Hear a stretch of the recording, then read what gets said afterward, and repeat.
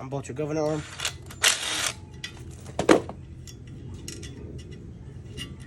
Alright, then we're going to take our side cover off for the block.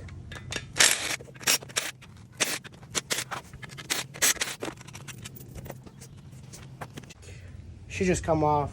If it doesn't, bang on this.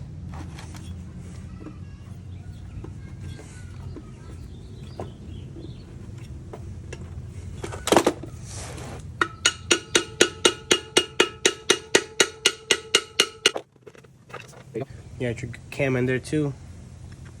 Plastic. I would replace that actually. So we will see.